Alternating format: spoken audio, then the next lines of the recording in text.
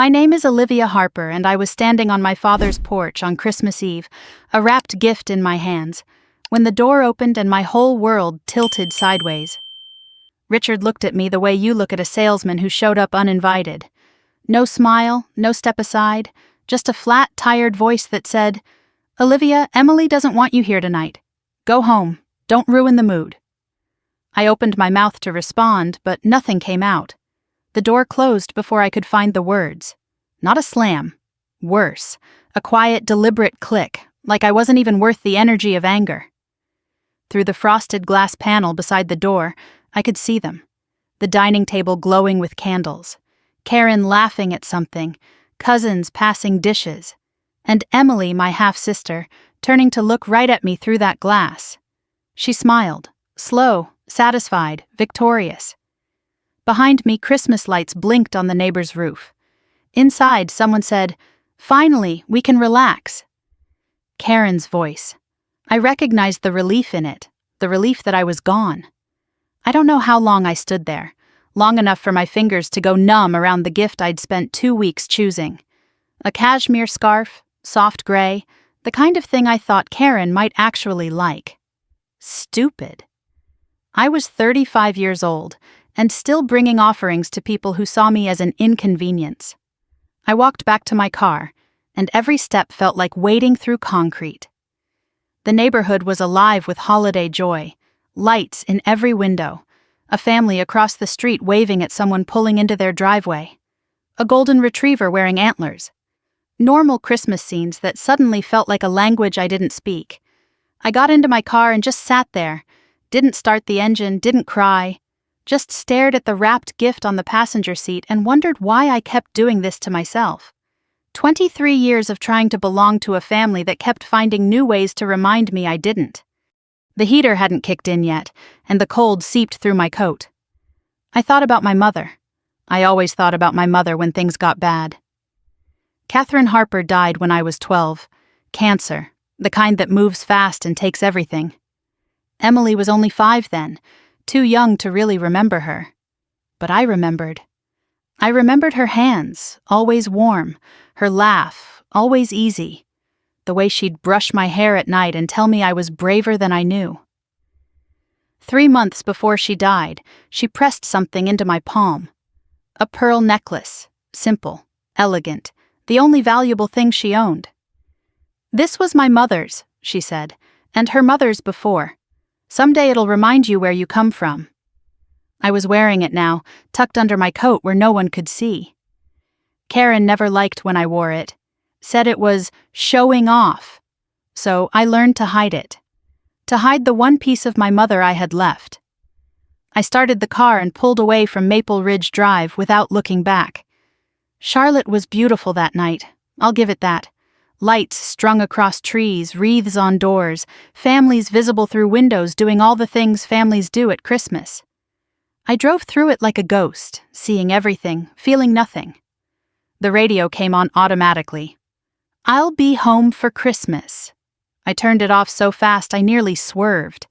Here's the thing about me, I'm a senior financial analyst. I work at a regional bank, and my job is to spot fraud. Inconsistencies, red flags, I'm good at it. I've saved clients hundreds of thousands of dollars by catching what other people missed. At work, I'm trusted, respected. The person they call when something doesn't add up. But with my family, I'd spent 2 decades ignoring every red flag they planted. Funny how you can be so clear-eyed about strangers and so blind about the people who are supposed to love you. I got back to my apartment around 8. It's nothing fancy. 1 bedroom, small kitchen, a living room with a window that looks out at the parking lot. But it's mine. I decorated for Christmas because I always did. A little tree with white lights, a wreath I got on sale, stockings hung on a tension rod because I don't have a fireplace. Walking in that night, the decorations just made the emptiness louder. I set Karen's gift on the counter, poured myself a glass of wine, then put it back without drinking it. I didn't want to numb this, I wanted to understand it. I changed into pajamas and sat on my couch in the dark, just the tree lights blinking. On my bookshelf, there's a photo of my mother holding me when I was maybe 7, both of us smiling, real smiles, the kind that reach your eyes. I picked it up and studied her face, wondered what she'd say about tonight, about all of it. She'd been gone 23 years, and I still missed her like it was yesterday. When she died, everything changed. Dad remarried Karen within 2 years. Karen, who smiled at Dad and froze when she looked at me, who made sure Emily had everything while I learned to make do with less. Emily became the new daughter. I became the reminder of a life Richard wanted to forget. I thought about all the times I'd been pushed aside. My middle school graduation that Dad missed because Karen scheduled Emily's dance recital on the same day. The family vacation to Florida I wasn't invited to because there was limited space. The Thanksgiving 3 years ago when I was uninvited at the last minute because Emily said I made her feel judged. Every time I forgave them, every time I came back, every time they took a little more and gave a little less. Maybe the problem wasn't that I kept failing to earn their love. Maybe the problem was that their love was never available to earn. Around 11, my phone buzzed. I'd been ignoring it for hours, but curiosity won. A group text from the family Christmas I wasn't part of. Photos. The dinner table, everyone smiling. Emily holding up a gift, beaming, Karen kissing Dad's cheek by the tree. The caption from Emily: "Perfect Christmas with the people who matter most." I wasn't in a single photo, erased completely. They weren't sad I was gone. They were celebrating it. I muted the chat, put my phone face down, stared at the ceiling until my eyes burned. Tomorrow is Christmas Day, I told myself. I'll wake up alone. And maybe that's better than being at a table where I don't exist. Christmas morning came gray and cold. I woke before my alarm, made coffee I didn't taste, and moved through the apartment like a sleepwalker. My phone sat on the kitchen counter where I'd left it. I expected another group text, more photos of the family I'd been exiled from. I almost didn't look, but then it buzzed, and habit made me reach for it. It wasn't a text. It was an automated notification from my credit monitoring app. The subject line made my stomach drop. Alert, significant change to your credit report. I opened it. Coffee cup frozen halfway to my lips. Your credit score has decreased by 127 points. New account activity detected. 127 points. That doesn't happen from a missed payment. That doesn't happen from a small mistake. That happens when something is very, very wrong. I set down my coffee with shaking hands and opened my full credit report. And what I saw there changed everything. The numbers on my screen didn't make sense. I scrolled through my credit report 3 times, certain I was misreading something. But the information stayed the same. Black text on white background. Impossible to misunderstand. New account opened. Personal loan, $21,000.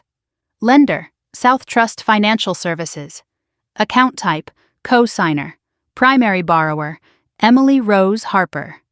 Date opened, August 15th. Status, delinquent. 2 missed payments. I read it again. And again. Emily Rose Harper, my half-sister. The same Emily who smiled at me through the frosted glass last night while our father closed the door in my face. The same Emily whose Christmas caption said, "The people who matter most." She had taken out a $21,000 loan with me as the co-signer, and I had never signed anything. I had never agreed to anything. I hadn't even spoken to Emily about money in years. But there was my name, my social security number, my employer, my address. Everything correct except one thing. My consent. I grabbed my phone and called South Trust Financial immediately. An automated message answered. "Thank you for calling South Trust Financial Services. Our offices are closed for the Christmas holiday. Normal business hours will resume December 26th. I tried again. And again. Looking for an emergency line, a fraud department, anyone. Nothing. The whole financial system was shut down for Christmas, and I was trapped in limbo knowing something was very wrong but unable to do anything about it. I called my own bank's fraud department next. Christmas Day meant reduced staff and longer hold times. I sat on hold for 43 minutes, listening to tinny Christmas carols that felt like mockery. When I finally reached someone, they could only flag my account for monitoring. They couldn't investigate an external loan. You'll need to file a dispute directly with the lender and the credit bureaus, the representative said. And ma'am, I'd recommend checking for any other suspicious activity. Sometimes these things aren't isolated. Her words hung in the air after I hung up. Sometimes these things aren't isolated. What else had they done? I sat at my small desk and opened my laptop. If the banks couldn't help me today, I'd help myself. This was what I did for a living, after all. I pulled up all 3 credit bureau reports: Experian, Equifax, TransUnion. The $21,000 loan appeared on all of them. The address associated with the application was 4712 Maple Ridge Drive, my father's house. The employment listed was my actual employer, my actual position. But the contact email caught my attention. olivia.harper.financial@gmail.com. That wasn't my email. Someone had created a fake email address using my name. I searched my real email for anything from South Trust Financial, found one message from 4 months ago, buried in my spam folder. Subject line: Your co-signer application has been approved. I had never seen it because spam filters caught it, but wait, I never applied for anything. So why would South Trust send a confirmation to my real email at all? I stared at the screen, pieces clicking into place. Someone applied using the fake email but must have listed my real email as a secondary contact, a backup, a mistake the fraudster didn't anticipate, or maybe a standard verification step they couldn't avoid. Either way, there was a trail. And then a memory surfaced. Sharp and unwelcome. 6 months ago, late June. Karen had called me, which was unusual. Karen never called unless she needed something. Her voice had been warm that day, almost friendly, which should have been my first warning. Olivia, honey, we need a small favor. Emily's trying to build her credit, open a savings account at a new bank. They need a family member's information for verification. Just routine paperwork. I had hesitated. Something felt off. But then Karen's voice had turned wounded. Don't you trust your own family? It's just paperwork. Emily's trying to be responsible for once. I thought you'd want to support that. And because I always wanted to believe they might finally accept me, I gave in. I gave her my social security number, my date of birth, my current address. Everything she asked for, wrapped in family guilt and handed over like a gift. I had given them the keys to my identity. I felt sick. The coffee I'd made that morning churned in my stomach. This wasn't random identity theft by some stranger on the internet. This was family. My stepmother, my sister. Using the information I'd trusted them with to take out a loan I never agreed to. And now I was liable for $21,000 because Emily had stopped making payments. 2 months delinquent. Collection proceedings pending. My credit score, which I'd carefully built to 785 over years of discipline, was now 658. I was planning to buy a condo next year. That dream was dead now. My job required periodic credit checks. This could raise red flags with my employer. My professional reputation depended on financial integrity, and they had taken that too. I went back to the loan application, looking for more details. The purpose listed was home improvement and personal expenses. 2 payments had been made in September and October. Then nothing. November and December missed completely. If Emily defaulted entirely, I was responsible for the full amount. Plus interest, plus fees, plus the damage already done. I did the math with shaking hands. If this went to collections, it would follow me for 7 years. 7 years of explaining. 7 years of being punished for trusting the wrong people. I found a link to view the original application. A scanned PDF loaded on my screen, the application form filled out with my information, my name typed neatly in every field, and at the bottom a signature line, co-signer signature, Olivia C. Harper. The signature was there, a reasonable imitation of my handwriting, but I knew my own signature, the way I loop my O, the sharp angle of my H, the slight flourish on my final R. This was close, but it was wrong. Someone had studied my signature and forged it. This wasn't carelessness or miscommunication. This was deliberate, calculated fraud. And someone in my family, maybe multiple someones, had planned it, I sat back in my chair, mind racing. The snow that had started falling outside my window was heavier now. The world was white and quiet, a picture-perfect Christmas morning. Inside my apartment, the Christmas tree lights blinked on and off, cheerful and obscene given what I'd just discovered. I thought about the timing. Christmas Eve, I was publicly humiliated and removed from the family dinner. Christmas Day, I discovered the fraud. Were they connected? Had they kicked me out because they knew the credit alert would come? Were they trying to cut me off before I could ask questions at the dinner table? The exclusion suddenly felt less like cruelty and more like strategy. They wanted me gone before I found out. My phone buzzed. A text from a number I hadn't seen in months. Aunt Margaret, my mother's older sister. The only person from Mom's side of the family who still kept in touch, even though I'd been terrible about staying connected. "Merry Christmas, sweetheart. I heard you weren't at Richard's last night. Are you okay?" I stared at the message. Margaret had always been suspicious of Karen, had always asked careful questions about how I was being treated. I started to type a polite response, something vague and reassuring. Then I stopped. Margaret knew my mother. Margaret might know things about my family that I didn't. And right now, I needed answers more than I needed to pretend everything was fine. I deleted what I'd written and typed something different. "Can we talk? Not about Christmas. About something else. Something about Mom." 3 dots appeared. Disappeared. Appeared again. My heart pounded while I waited. Finally, her response came through. "I've been waiting for you to ask.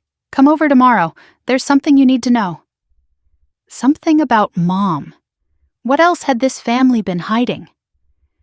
December 26th came slowly. I barely slept, lying awake most of the night staring at the ceiling, Aunt Margaret's text echoing in my mind. "Something you need to know. But first things first." The bank opened at 9, and I intended to be there the moment the doors unlocked. I showered and dressed with deliberate care. Black slacks, white blouse, my good wool coat. Professional, put together, armor for battle. I gathered everything I might need, printed copies of my credit reports, the loan application with the forged signature, my real ID, proof of address, bank statements. I organized it all in a folder the way I would for a client at work. If I was going to fight this, I was going to fight it like the professional I was, not like a victim begging for help. The pearl necklace went on last. I tucked it under my collar where it would rest against my skin, invisible but present. My mother's strength, close to my heart. I needed it today. South Trust Financial Services, Ballantine Branch. The building was modern glass and steel, corporate Christmas decorations still hanging in the windows, wreaths with red bows, a tree in the lobby blinking with white lights. I arrived at 9:05, one of the first customers through the door. The normalcy of the place felt surreal. People depositing checks, a young couple opening a joint account, an elderly man asking about interest rates, and me walking up to the reception desk to report that my own family had committed a crime against me. I asked to speak with a manager about a fraud concern. The receptionist's expression shifted immediately. Fraud isn't a casual word in a bank. She made a quick call, then directed me to a private office in the back. I followed her down a carpeted hallway, past framed photos of community events and employee awards, into a small room with a desk, 2 chairs, and a window overlooking the parking lot. Janet Morrison, Branch Operations Manager. That's what the nameplate said. She was mid-50s with reading glasses and kind but professional eyes. A family photo sat on her desk. Husband, grown kids, a golden retriever on a beach. Normal life. Normal family. Everything I didn't have. She listened as I explained the situation. A loan I never signed. My identity used without my permission. A forged signature. As I spoke, her face grew more serious. When I finished, she turned to her computer and started typing. "Let me pull up your file," she said. "Give me just a moment." I watched her scroll through screens, her frown deepening with each click. Finally, she picked up her phone and called someone in records. Spoke in a low voice I couldn't quite hear. When she hung up, she turned her monitor so I could see it. The loan application filled the screen. Application date: August 15th. Submitted in person at the Pineville branch, a different location than this one. Primary borrower: Emily Rose Harper. Co-signer: Olivia Catherine Harper. Documents provided included a photocopy of my driver's license, a signed application, and email confirmation. Janet's voice was careful when she spoke. "Miss Harper, did you submit this application in person?" I shook my head. "No, I've never been to your Pineville branch." "Did you authorize anyone to act on your behalf?" "No." "Is this your signature?" She zoomed in on the signature line. I stared at it, that imitation of my handwriting, close but wrong in ways only I would notice. "No," I said. "That's not my signature. Someone forged it." Janet removed her glasses and rubbed the bridge of her nose. "I was afraid you'd say that." I looked at her. "This isn't the first time you've seen something like this?" She hesitated, then shook her head.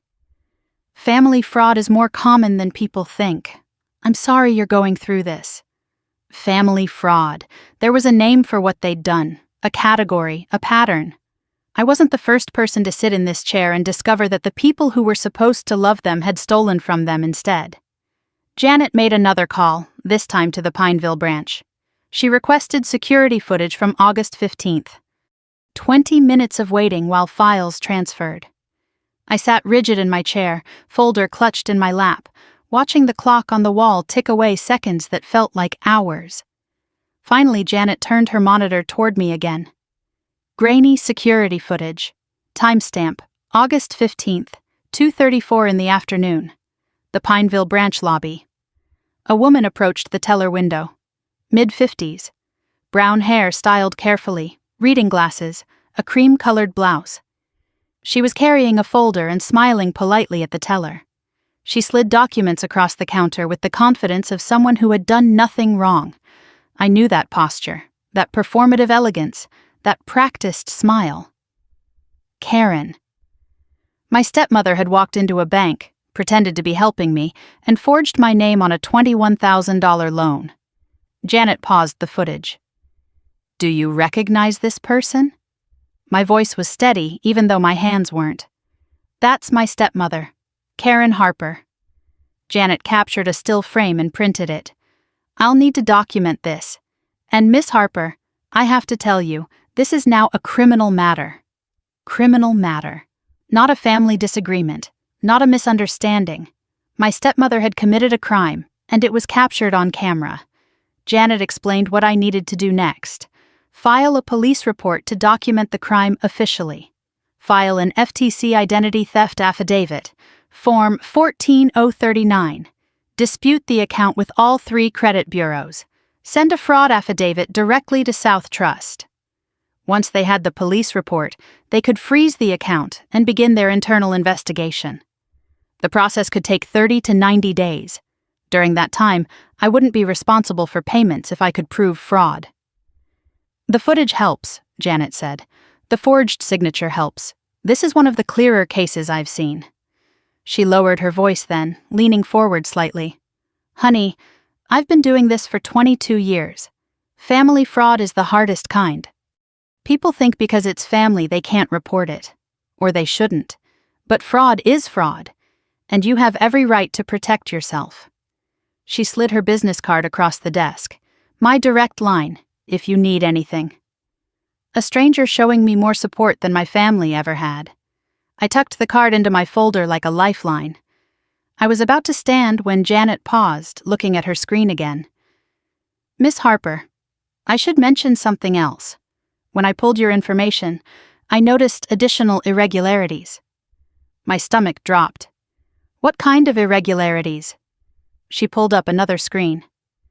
"There are 3 credit card accounts opened in your name over the past 2 years. 2 with Capital One, 1 with Discover. Combined balance approximately $8,500. Did you open these accounts?" I hadn't. Of course I hadn't. The addresses were all linked to my father's house on Maple Ridge Drive. The cards had been maxed out within months of opening. I stared at the numbers, doing the math in my head. $21,000 loan, $8,500 in credit cards, nearly $30,000 stolen under my name. My credit destroyed, my identity weaponized. And this wasn't one desperate act. This was systematic. They'd been using me for years. I left South Trust with a folder twice as thick as when I'd arrived. Printouts, forms, Janet's card, evidence of a betrayal so complete it took my breath away. I sat in my car in the parking lot, hands on the steering wheel, trying to process what I'd learned. $30,000. 2 years of fraud. Karen on camera. Emily as primary beneficiary. My father's address on every application. Did Richard know? He had to know. How could he not notice credit cards arriving at his house?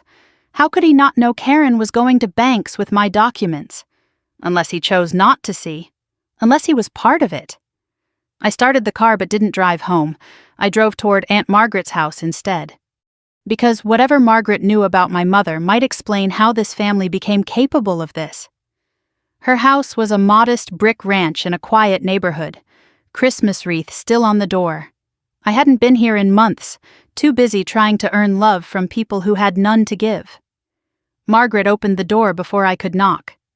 73 years old, silver hair, my mother's eyes looking back at me. Her expression was equal parts relief and sorrow. "You found out about the loan, didn't you?" she asked. I blinked. "You knew?" She shook her head slowly. "Not about the loan, but I knew they were taking from you. Come inside, sweetheart." She stepped back, holding the door open. "There's more.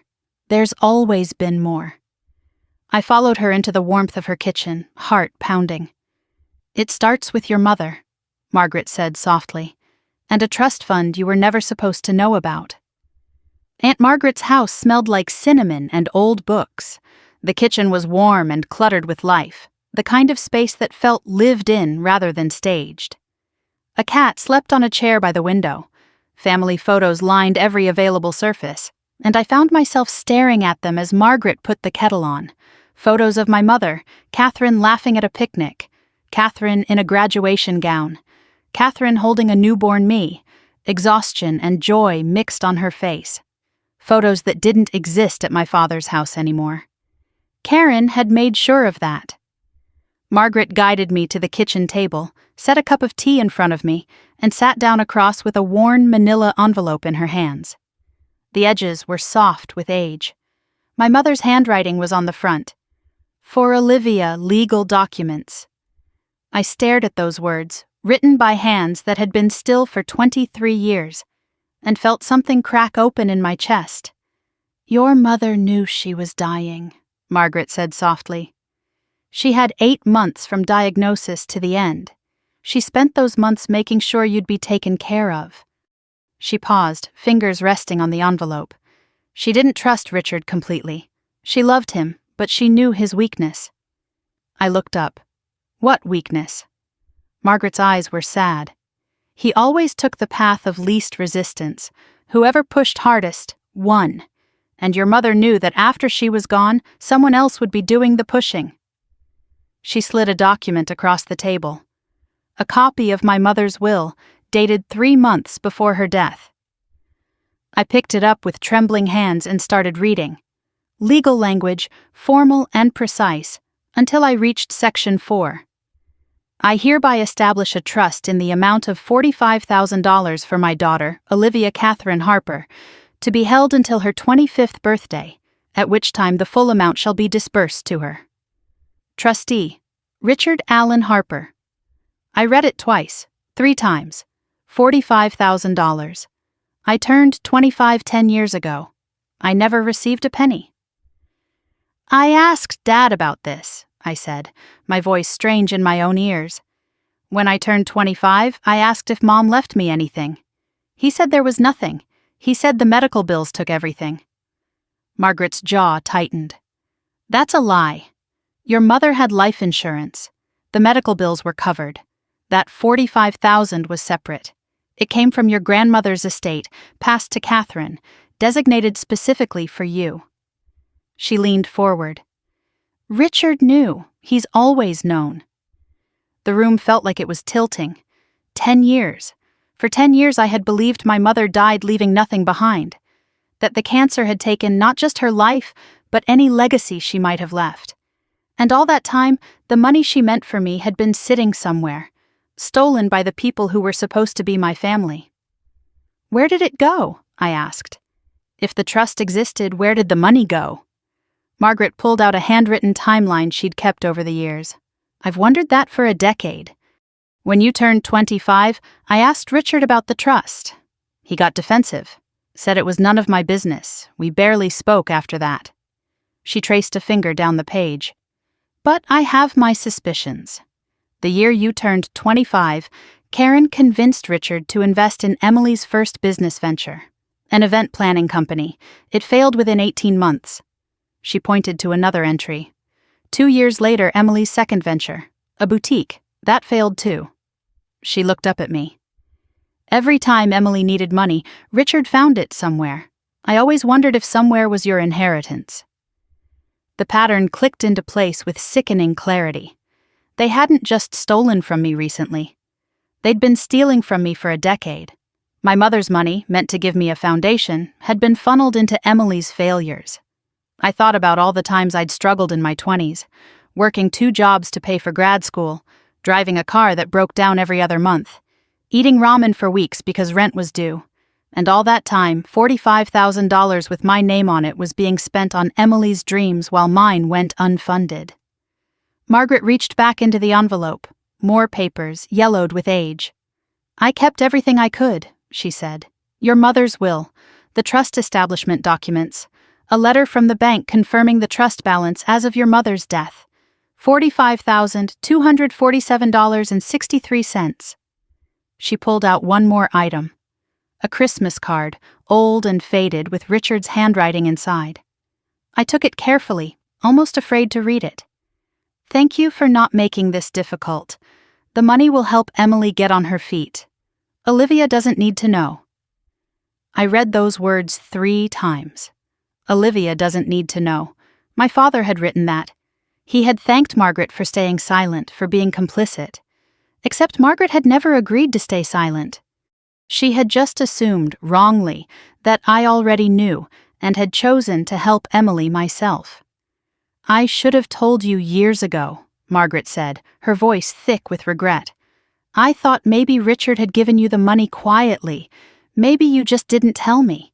When you never mentioned it, I assumed you knew and had made peace with helping your sister. She shook her head. I was wrong. I should have asked you directly. I'm sorry.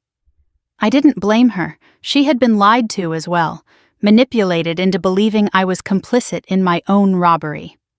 The real villain was Richard, who had used everyone's assumptions to cover his theft. I had to ask the question that had haunted me for 23 years. Why does Karen hate me so much? What did I ever do to her? Margaret sighed, setting down her tea.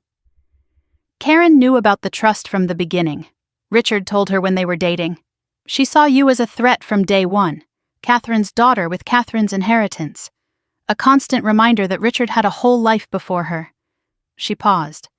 But more than that, she saw that money as hers, her family's. In Karen's mind, anything Richard had should go to Emily. You were competition. She spent years turning Emily against you, Margaret continued. Told Emily that you were the favored daughter because Catherine left you money. Made Emily believe you were rich and privileged while she struggled. She shook her head. The irony is, you never had the money, but Emily grew up resenting you for something you never received. Karen manufactured a rivalry based on a lie, and Emily became a weapon against you. I sat back, overwhelmed. The full scope of the betrayal was staggering. Age 12, my mother dies, and the trust is established. Age 25, the trust should have been dispersed, but Richard lies and gives the money to Emily's business. Age 33, Karen obtains my social security number through manipulation. Age 35, a $21,000 loan is forged in my name, plus $8,500 in credit cards over 2 years. Total stolen, approximately $75,000 of value. This family had been using me as a resource for over a decade. First my inheritance, then my credit, then my identity. And when I showed up at Christmas hoping to be included, they kicked me out because I was no longer useful in person, only on paper. Margaret reached across the table and took my hand. "What are you going to do?" I looked at the documents spread between us. My mother's will, the bank confirmation, Richard's damning Christmas card, evidence of a decade of theft. "I've already started," I said. "I went to the bank this morning. They have Karen on camera submitting the forged loan.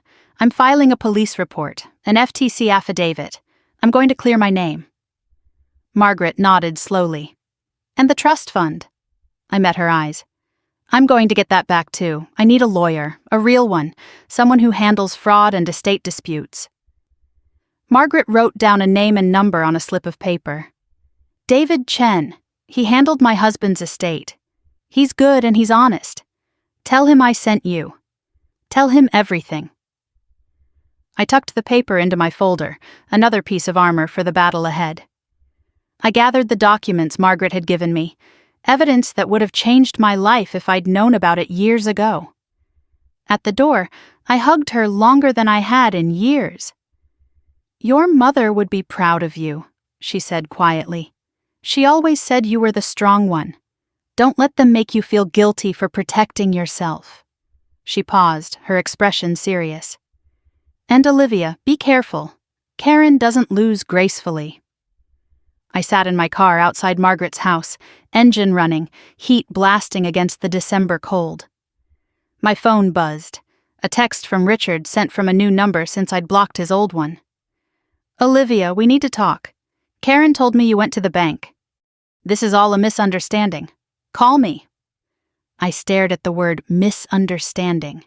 $45,000, $29,000 more, my name, my credit, my identity, misunderstanding. I didn't call. Instead, I typed back one line. "Talk to my lawyer." Then I pulled out of the driveway and headed for the police station. The Charlotte-Mecklenburg Police Department smelled like stale coffee and floor cleaner. Fluorescent lights buzzed overhead, casting everything in a flat, institutional glow. I sat on a plastic chair in the waiting area, my folder of evidence balanced on my knees, watching officers move through the space with the tired efficiency of people who'd seen too much to be surprised by anything. When they called my name, I was directed to a desk in the back corner where Officer Denise Watkins waited. She was middle-aged with no-nonsense eyes and fingers that moved quickly across her keyboard as I told my story.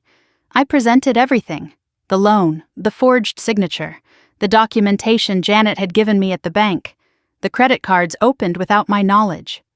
Officer Watkins listened without interrupting, occasionally nodding, occasionally asking me to clarify a date or a name. When I finished, she looked at me with something that might have been sympathy. "Ma'am, this is a clear case of identity theft and forgery. The bank footage is particularly helpful. Most cases don't have that kind of evidence." She typed something, then handed me a case number and a victim's rights pamphlet. "We'll assign a detective from financial crimes. You should hear from them within a week." I was about to stand when she added one more thing. "One question. Do you have reason to believe the suspects know you're filing this report?" I thought about Richard's text. "Karen told me you went to the bank."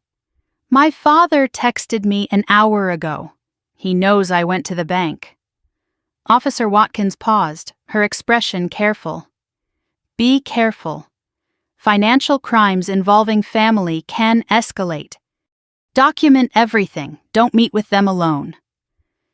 Her words stayed with me as I walked back to my car. Escalate. Like this wasn't already bad enough.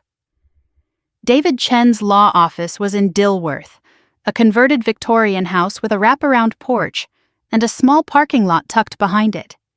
Inside, the space was professional but warm. Framed diplomas on the walls, leather chairs, a fern by the window that looked like someone actually remembered to water it.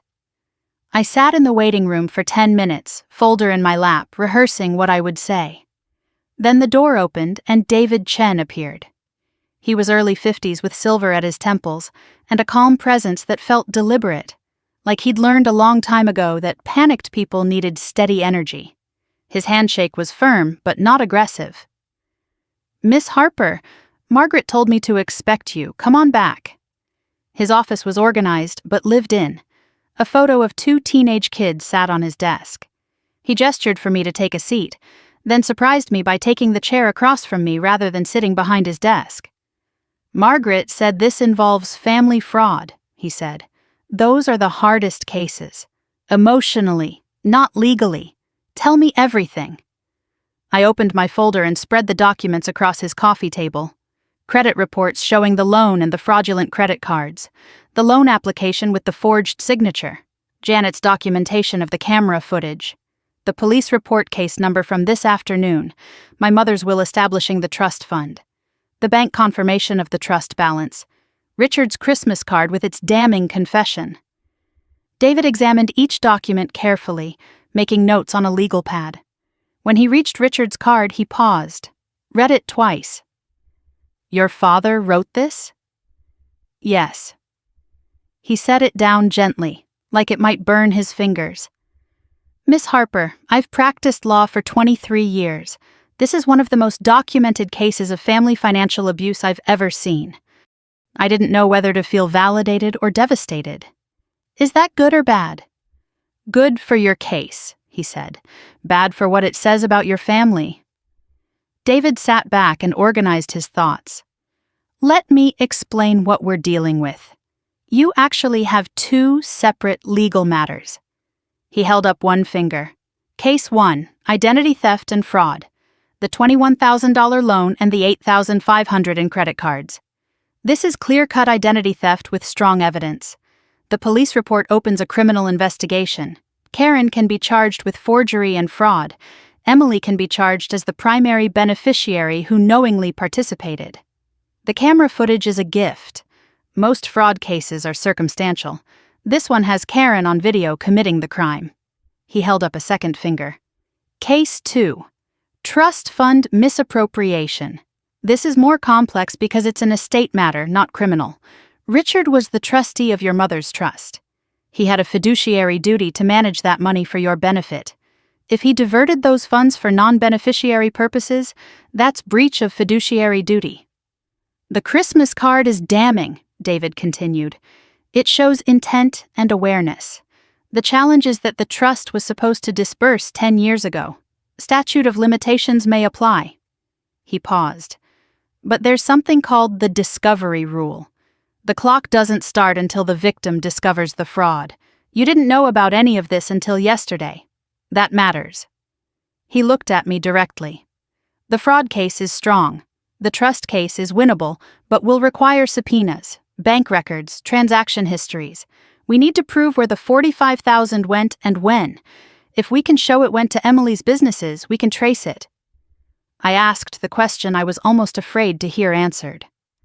"How long will this take?" David's expression was honest. "The fraud case, if they don't fight it, a few months. If they do fight it, 6 to 12 months. The trust case, longer. A year, maybe more." He studied me. "Can you handle that?"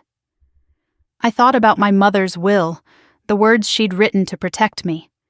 I thought about my name on loans I never signed, credit cards I never opened, 23 years of being dismissed and stolen from. "I can handle whatever it takes." David pulled out a fee agreement. "I need to be honest about costs." The fraud case could be handled on contingency, meaning he'd take a percentage if we won damages. The trust case would require hourly billing, potentially $15,000 to $25,000 depending on complexity. "I know that's significant," he said.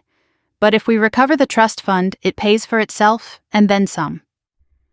I did the math. My savings were about $18,000. Enough to start, but not unlimited. The irony wasn't lost on me. I had to spend money to recover money that was already mine. David surprised me then. "Margaret's a friend. I'll reduce my hourly rate and defer some billing until we see how the trust case develops. I don't do this often, but this case matters, not just legally but morally. What they did to you shouldn't go unanswered." Another stranger showing me more decency than my own family. I signed the retainer agreement. My hand was steady. David outlined the immediate next steps. File the FTC identity theft affidavit. His paralegal would help with that tomorrow. Send dispute letters to all 3 credit bureaus along with the police report. Send a fraud affidavit to South Trust and the credit card companies. Request a credit freeze to prevent any new accounts from being opened.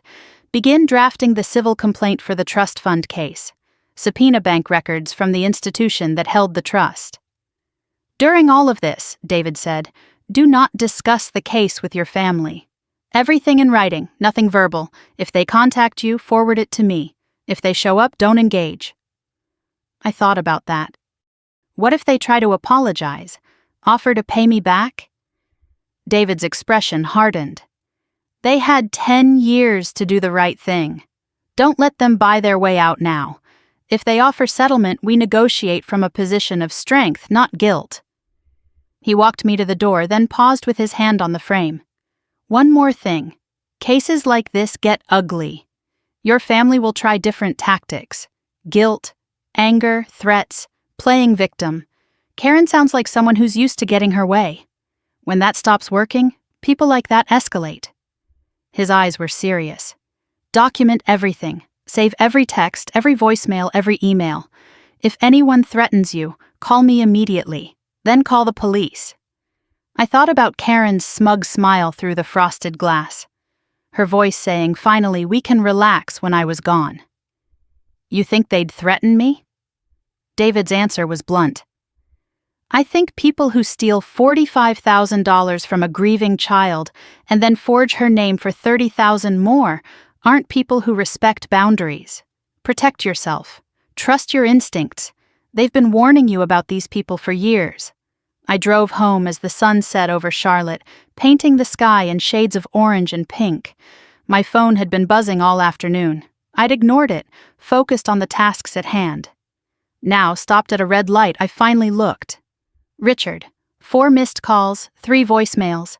Karen, 2 texts. Emily, 1 text. I read them one by one. Richard's voicemail, his voice thin and pleading. Olivia, please. This has gone too far. We can work this out as a family. Just call me back. Karen's text, sharp and deflecting.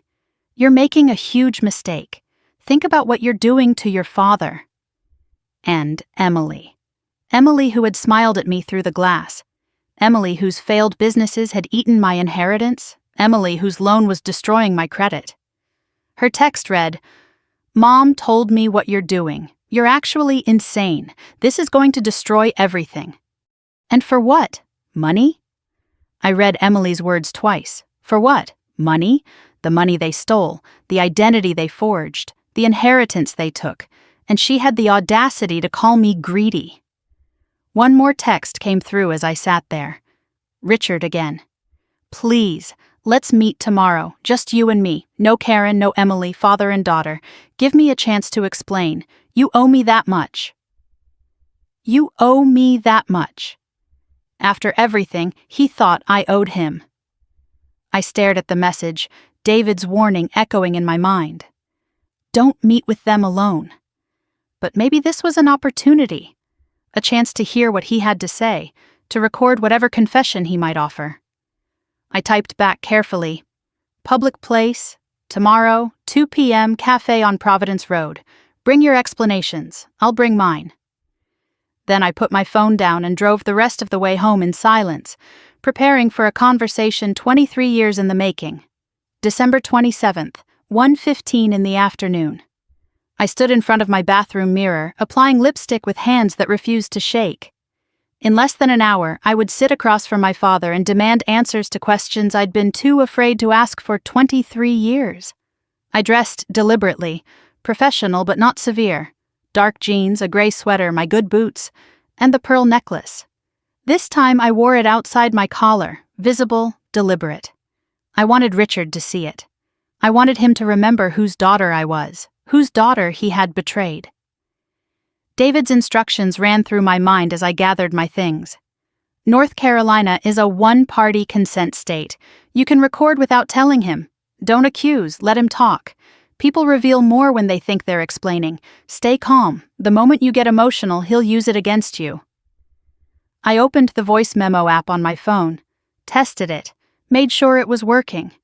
This conversation would be documented. Whatever Richard said today would become evidence.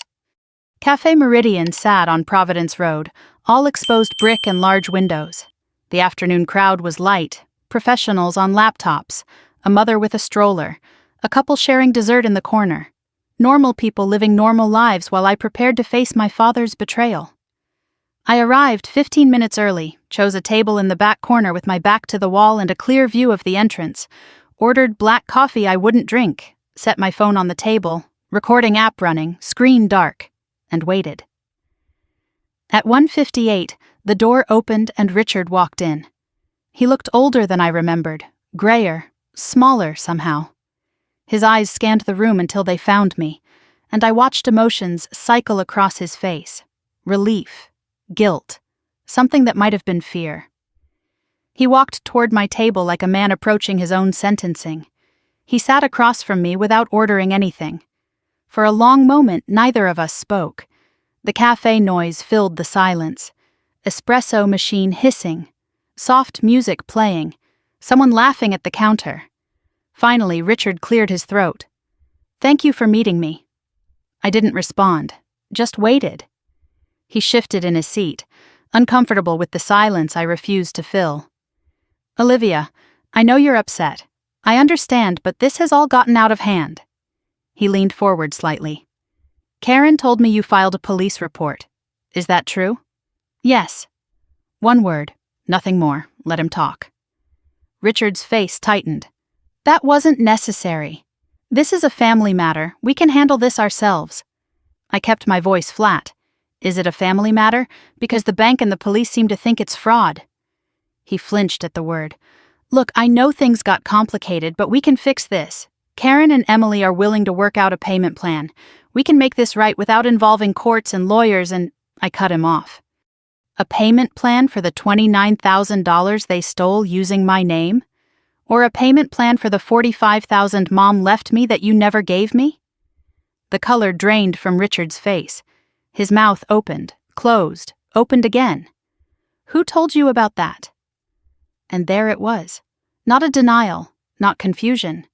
Just who told you? An admission wrapped in a question.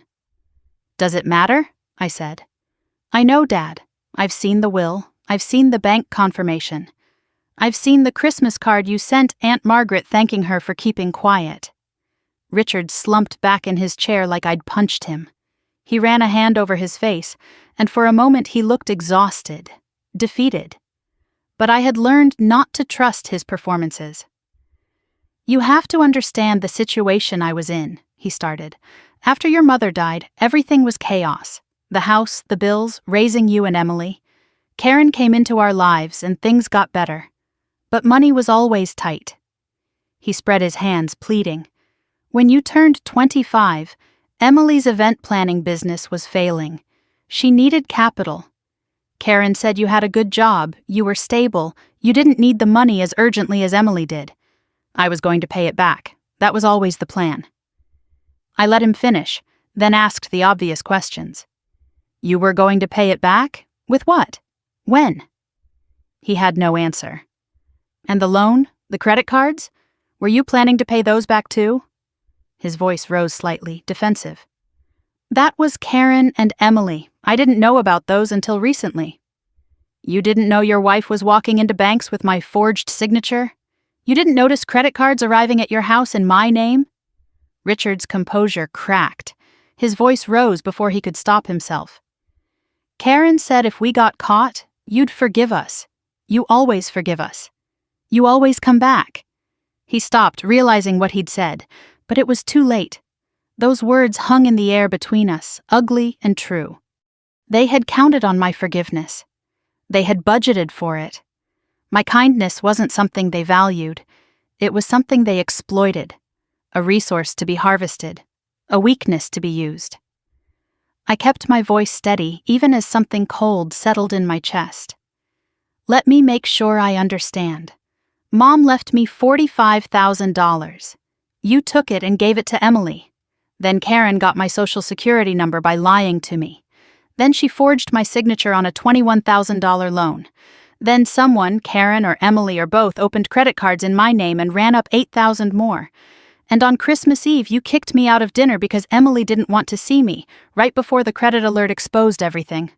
I paused. Did I miss anything? Richard couldn't meet my eyes. It wasn't like that. It wasn't planned that way. Then how was it, Dad?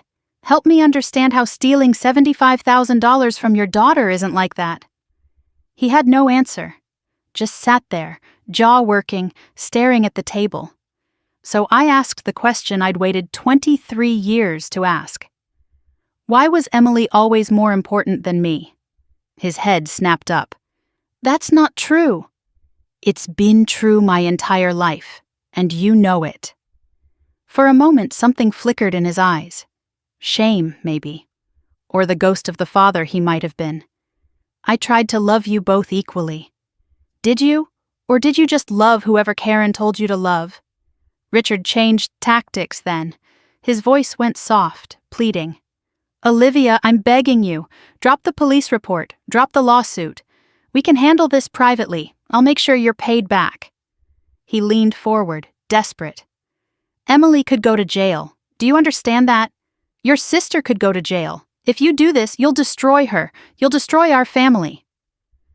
I looked at this man who was supposed to have protected me, who had let Karen poison everything, who had stolen my mother's last gift. Emily destroyed her own life when she chose to forge my name. And what family, Dad? The family that kicked me out on Christmas Eve? The family that stole my inheritance? The family that used my identity like a credit line? I stood, gathering my phone. That's not a family. That's a group of people who take turns robbing me. Richard grabbed my wrist. Not hard, but desperate. Olivia, please, think about what you're doing. I looked at his hand on my arm, then at his face. Let go of me. He did, immediately, something flickering across his expression. Fear, maybe, or the realization that his grip on me, literal and otherwise, was finally broken. I pulled on my coat. If Emily didn't want to go to jail, she shouldn't have committed a crime. If Karen didn't want to face charges, she shouldn't have walked into a bank with my forged signature. And if you wanted to keep your family, you shouldn't have stolen from one daughter to spoil the other. I walked out of the cafe without looking back. The cold air hit my face, clean and sharp. I didn't feel triumphant. I felt emptied out. Like I'd finally said everything I'd been holding for 23 years, and now there was just space where the words used to be. I sat in my car, hands on the steering wheel. The recording app showed 47 minutes, 23 seconds. I saved it, backed it up to the cloud. Evidence. My hands were shaking now, delayed reaction setting in. My phone buzzed. A text from a number I didn't recognize. I opened it. You think you can destroy this family and walk away? You have no idea what you've started. This isn't over. No signature, but the venom was familiar. Karen. I stared at the message for a long moment. Fear flickered, brief and cold. Then I screenshot the text, forwarded it to David with 2 words. She threatened me. His response came in 30 seconds. Good. She just gave us more evidence. Don't engage. Let her dig her own grave. I put my phone down and started the car. Karen thought she could scare me into silence. She didn't understand that the woman who used to be afraid of her didn't exist anymore. That woman died on a frozen porch on Christmas Eve, holding a gift no one wanted. This woman was done being afraid. 2 weeks passed like a fever dream. I went to work, sat at my desk, analyzed spreadsheets, and flagged discrepancies for clients who weren't my family. I ate meals I didn't taste, slept in fragments between checking my phone for updates that never came. The police case was under investigation, no news yet. David had filed the civil complaint for the trust fund, and now we waited for a response. The credit bureaus were reviewing my disputes, 30 to 60 days standard processing time. Everything moved at the speed of bureaucracy while my life hung in suspension. The messages from my family never stopped. Richard texted on day 3. Olivia, please call me. We can still fix this. Day 7. Your silence is breaking my heart. I'm still your father. Day 12. Karen is having panic attacks. Emily can't sleep. Are you happy now? By day 14, he went silent. Somehow that was worse. Karen was less subtle. Day 2. You think you're so righteous. You're destroying innocent people. Day 5. I gave you 20 years of my life. This is how you repay me? Day 8. If I go to jail, your father will never forgive you. He'll die alone, and it'll be your fault. Day 11, the one that cut deepest. Fine, ruin us, but know that your mother would be disgusted by what you've become. My mother. She dared invoke my mother. The woman whose money she helped steal. The woman whose daughter she'd spent 2 decades trying to erase. I stared at that message until my vision blurred, then screenshot it like all the others and forwarded it to David. Emily's messages were different, raw and accusatory. Day 4. You're actually insane. I can't believe we're related. Day 6. This is all a misunderstanding and you're turning it into a federal case. Day 9. Mom says you're trying to put me in prison. Over money, over money. Day 13. You've always been jealous of me. This is just your revenge for not being the favorite. I read that last one 3 times. Jealous of her, revenge for not being the favorite. She really believed that. Karen had spent so many years poisoning her that Emily genuinely thought I was the villain of this story. Not once in any of these messages did anyone apologize. Not once did anyone acknowledge what they'd done. They weren't sorry they stole from me. They were sorry they got caught. January 10th. I was at my kitchen table trying to focus on a client report when my phone buzzed with an unknown Charlotte number. I almost ignored it, assuming it was Karen from a new number. But something made me answer. Miss Harper, this is Detective James Morrison, Financial Crimes Unit. I've completed my initial investigation. I'd like to meet in person to discuss findings. Can you come to the station this afternoon, say 2 p.m.? I called David immediately after hanging up. His voice was calm but alert. This is good. If he wants to meet in person, he has something substantial. I'll meet you there. Don't go alone. The next 4 hours stretched endlessly. I tried to work, couldn't focus. Kept checking my phone for more family messages, but strangely, there were none. The silence felt ominous. Did they know the detective was calling? Had they received calls too? I showered, dressed professionally, put on the pearl necklace that had become my daily armor. Whatever was coming, I wanted to face it looking like someone who deserved to be taken seriously. Detective Morrison's office was cluttered in the way of someone who had too many cases and not enough hours. Files stacked on every surface. A coffee mug that said, "World's okayest detective." He was in his 50s with salt and pepper hair and reading glasses that he kept pushing up his nose. David sat beside me, legal pad ready, as Morrison spread a file across his desk. Miss Harper, here's what we've confirmed. He pulled out the first document. Signature analysis. Our forensic examiner compared the signature on the loan application to samples of your authentic signature. His conclusion, with high confidence, is that the signature is not yours. It's a forgery. He set that aside and pulled out another sheet. Bank footage. We've positively identified the woman who submitted the application as Karen Elaine Harper, your stepmother. She told the bank employee she was helping her stepdaughter with paperwork. The employee had no reason to question it. He pulled out a third document. Digital evidence. The fraudulent email account olivia.harper.financial@gmail was created on August 12th of last year. We traced the IP address to a residential location, 4712 Maple Ridge Drive, your father's house. He looked at me over his glasses. The device that created that account and submitted the credit card applications was a laptop registered to Emily Rose Harper. David leaned forward. You're saying Emily's laptop was used for all of this? Morrison nodded. We have IP address logs from the email provider and the credit card companies. Same device, same location every time. And there's more. He pulled out phone records. One of the credit card applications required phone verification. A call was made to the number listed on the application. It was answered. The person who answered confirmed the applicant's identity. He paused. That phone number belongs to Emily Harper's cell phone. She answered verification calls, pretending to be you. The room felt airless. I'd suspected. I'd known, on some level. But hearing it laid out so clinically, with evidence and timestamps and forensic analysis, was different. This wasn't paranoia. This wasn't family drama.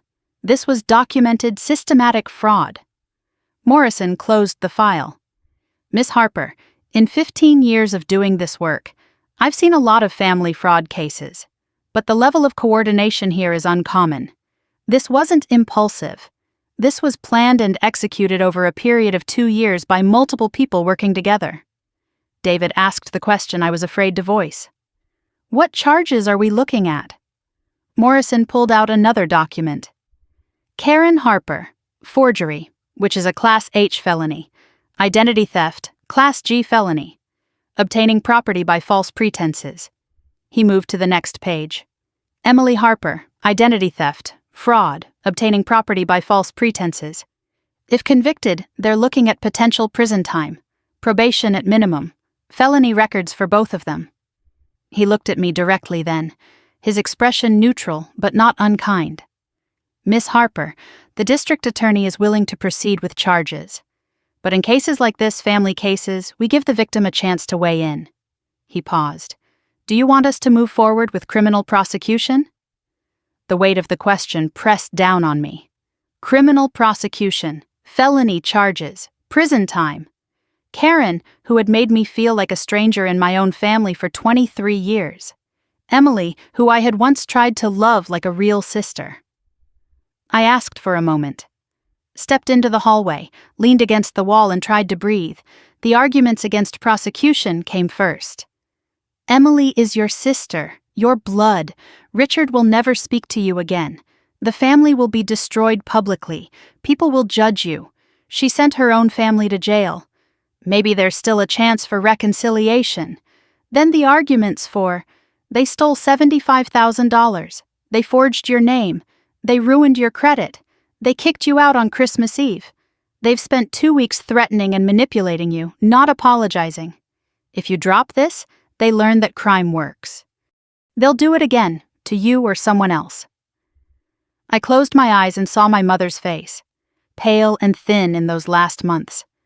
Her voice, soft but certain, pressing the pearl necklace into my 12-year-old hands. Your name is the only thing you truly own, sweetheart. Never let anyone take it from you. She didn't raise me to be a doormat. She left me money so I'd have a foundation. And Karen and Emily took it all, the money and the name. I walked back into Morrison's office. David looked up, questioning. The detective waited, pen ready. I sat down, back straight, hand steady. Yes, I want to press charges, against both of them. Morrison nodded. No surprise, no judgment. I'll send the file to the DA's office today. They'll review and likely issue arrest warrants within the week. You may be contacted for additional statements. Your attorney should be present. He paused. And, Miss Harper, you might want to let someone know where you are for the next few days. People react unpredictably when they find out charges are coming. David walked me out of the station. The late afternoon sun was weak and pale. I felt exposed, like the whole world could see what I'd just done. Go home, David said. Rest. This was the hardest part. The legal system takes over now. Let it work. He paused, his hand on my shoulder briefly. And Olivia, I'm proud of you. Not many people have the courage to do what you just did. I sat in my car in the parking lot, trying to process. My phone buzzed.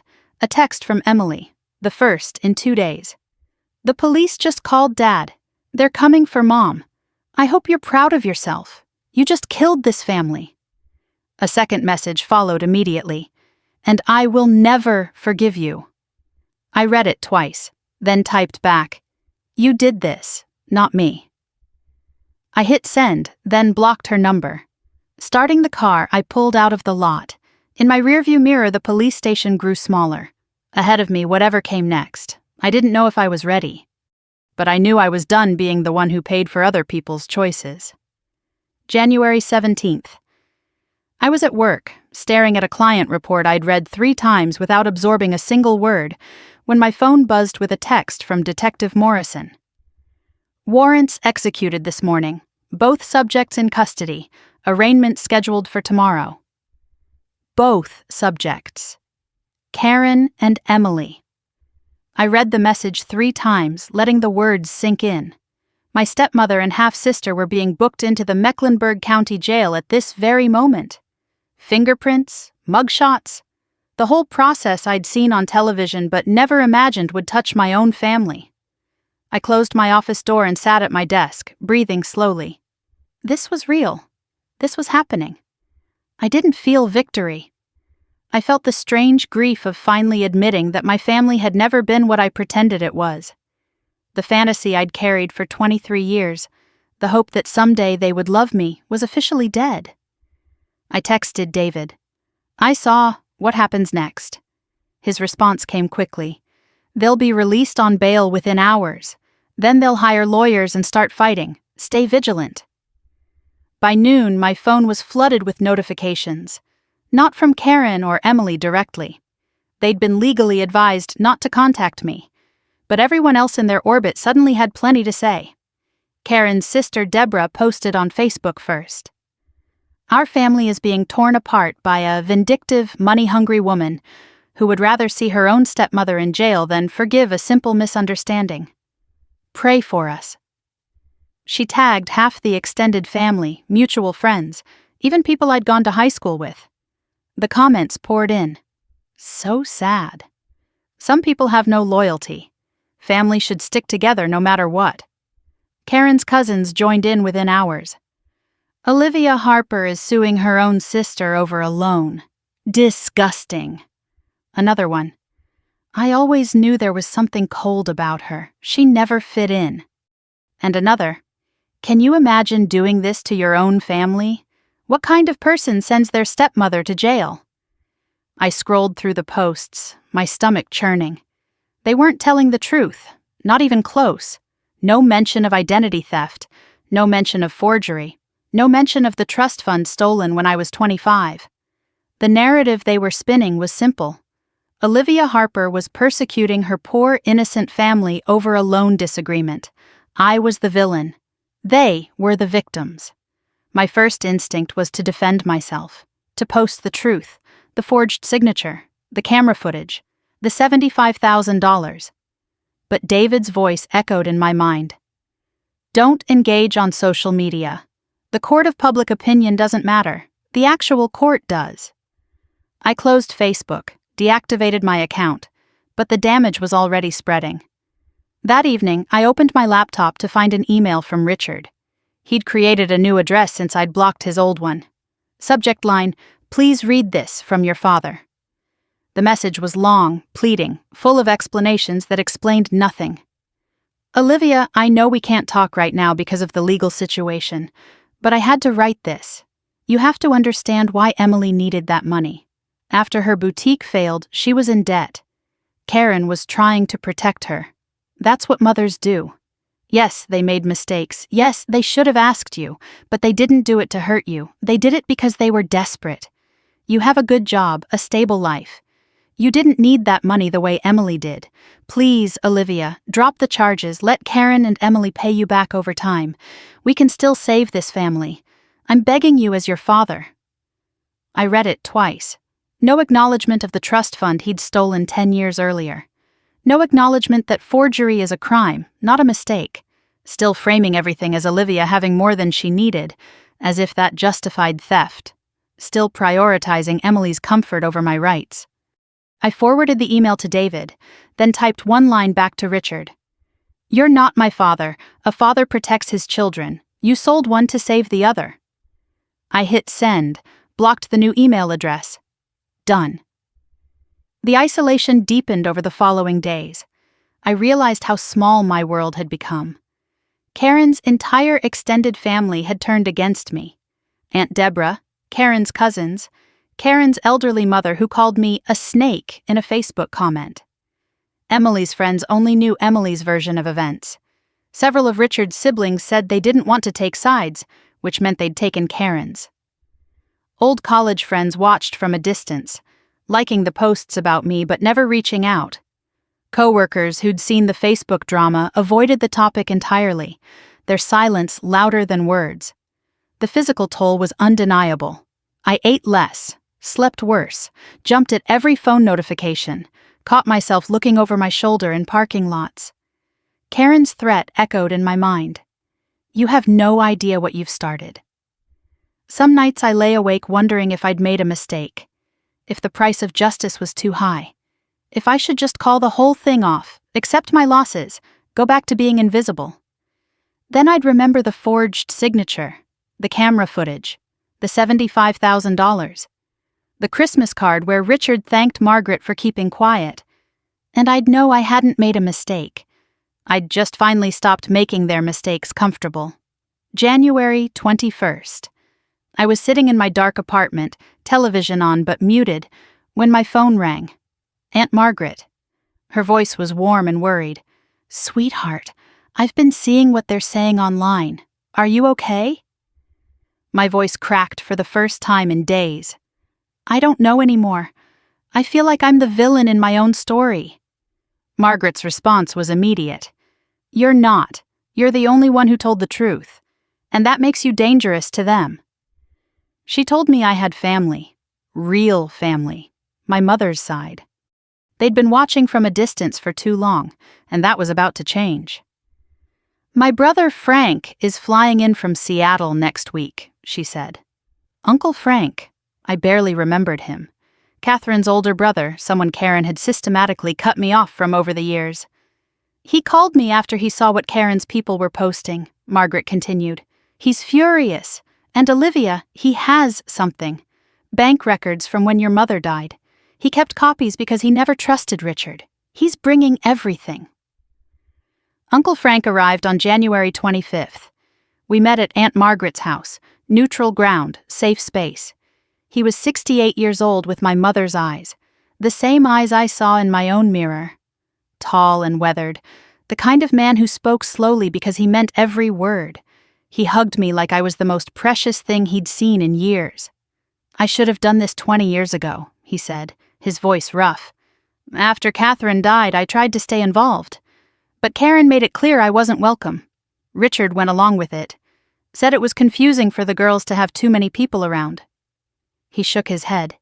"He was isolating you. I see that now." He opened a worn leather briefcase and pulled out documents, bank statements from the trust account, dated from my mother's death to 3 years later. Withdrawal records showing the $45,000 depleted over 18 months. One withdrawal memo caught my eye. "Transfer to R. Harper personal account." "This shows Richard moved the money into his own account," Frank said. "Then it disappeared. I couldn't prove where it went until now." He looked at me. "Your lawyer can subpoena Richard's accounts from that period. Bet you anything it went straight to Emily's first business." We sat in Margaret's kitchen afterward. Coffee, cookies she'd baked that morning, the warmth of people who actually cared. Frank and Margaret had been talking to other relatives from my mother's side. Cousins I hadn't seen since childhood were reaching out. "We're with you," Frank said. "Whatever you need, lawyers, money, a place to stay if things get bad. We've got you." I cried then, for the first time since this started. Not from pain, but from relief. Margaret held me while Frank put a hand on my shoulder. This was what family was supposed to feel like. I'd almost forgotten. Karen had spent 23 years cutting me off from these people. Now they were fighting back. "Give those documents to your lawyer," Frank said when I'd composed myself. "Let's finish this." I nodded, wiping my eyes. "Thank you, both of you, for everything." Margaret smiled. "For what, sweetheart?" I looked at them, these people who shared my mother's blood, who had come back for me after so many years, for reminding me who I actually belonged to. 3 days later, I received official notification from the court. David called with the details. The preliminary hearing is set for March 15th. Karen and Emily will both be there. Their lawyers are already filing motions to dismiss. He paused. And Olivia, they're using what's called the family permission defense. They're claiming you verbally authorized everything, that you agreed to all of it and changed your mind later out of spite. A lie. A complete fabrication. But I'd have to prove it was a lie in court. I'll be there, I said. 6 weeks. 6 weeks until I looked Karen and Emily in the eye and told the truth under oath. 6 weeks until a judge decided whether justice existed for women like me. That night, I held my mother's pearl necklace in my palm, watching the light play across its surface. I would wear it to court. Let them see whose daughter I really was. Let them remember whose legacy they'd tried to steal. March 14th. The day before the preliminary hearing. I sat in David Chen's conference room surrounded by evidence of my family's betrayal. 6 weeks had passed since the court date was set, 6 weeks of legal maneuvering, motions and counter-motions, strategies and counter-strategies. Karen and Emily's lawyers had tried twice to get the case dismissed. Both attempts failed. Their main defense was still the same lie they'd been pushing from the beginning: family permission.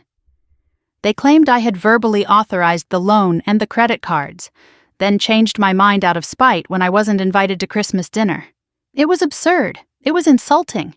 And I would have to sit in a courtroom tomorrow and listen to them say it to a judge's face. David spread documents across the conference table, organizing our evidence one final time. "Let's walk through everything," he said. "You need to know this material cold." For the fraud case, we had the bank security footage showing Karen submitting the forged loan application.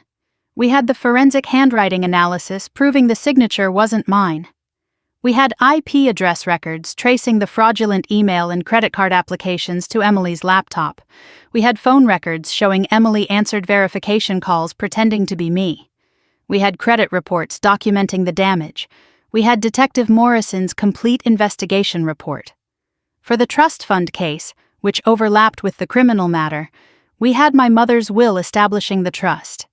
We had the bank confirmation of the $45,000 balance.